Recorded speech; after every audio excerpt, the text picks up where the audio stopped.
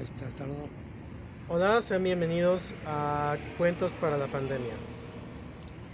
Hoy vamos a hacer una breve introducción de lo que es el cuento, qué es lo que ha sido el cuento y cómo se ha desarrollado el cuento a través de nuestra historia. Lo primero que tenemos que recordar es que el cuento nace de la antigüedad, en la antigüedad, ¿no? Por supuesto, nace del mito, de la religión, de la necesidad del ser humano por explicarse el mundo, por explicarse la vida y por explicarse cualquier tipo de realidad, incluyéndose a sí mismo. Así es como surge el cuento. Después el cuento se va modificando y, y va adquiriendo como sus propios matices, ¿no? A donde de una manera, vamos a decirlo así como eh, directa, se empieza a mezclar con cada cultura y a ir significando, sustentando la realidad de cada civilización, ¿no? Así es como, por ejemplo, llegamos hasta la época grecolatina. Con los griegos, por ejemplo, todo lo que tiene que ver con la mitología griega tiene que ver con el cuento, ¿no? Y por supuesto, con los griegos, como era también en la antigüedad, el cuento nace oral, se difunde oralmente y se transmite de generación en generación a través de la lengua, de contarlo. Así es como surge el cuento.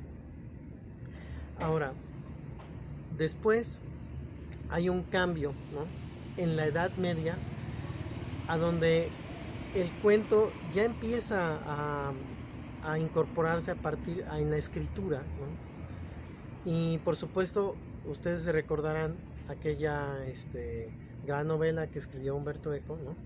A donde habla de los textos prohibidos. Esto por supuesto está centrado en la Edad Media. En la Edad Media también, por supuesto, hay grandes textos, ¿no?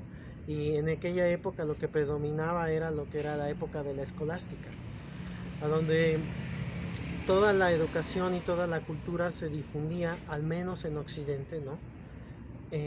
Por supuesto, a partir de los grandes recipientes de información que eran las bibliotecas de los cleros. Así es como se difunde, ¿no? De una manera directa la literatura de la Edad Media. Después la literatura se va modificando, va adquiriendo distintos matices.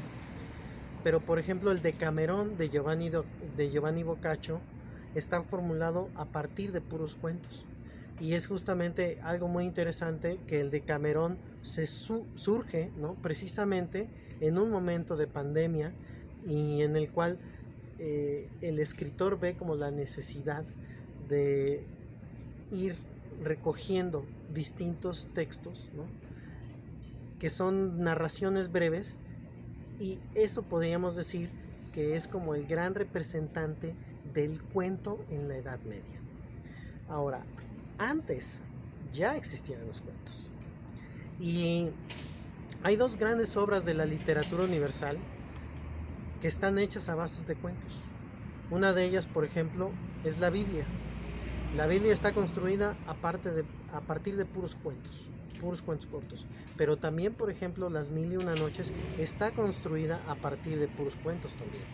Eso es justo lo que le da el gran valor y lo que le da, vamos a decirlo así, como hay que reconocerle al cuento, ¿no? Esa parte que no se había tomado antes en cuenta, ¿no? Y que finalmente es lo que estructura a grandes obras como la Biblia o como Las Mil y Una Noches. Aquí vale la pena, voy a hacer una pequeña pausa por el ruido. Ahora sí. Aquí vale la pena que recordemos algo muy importante y fundamental. Que por ejemplo, es una mujer que se pone a contarle cuentos a quien es, vamos a decirlo así, como su nuevo amo, ¿no? En Las Mil y Una Noches, para que no la mate. Y entonces él no la mata justamente por escuchar esos maravillosos cuentos que esta mujer le está contando.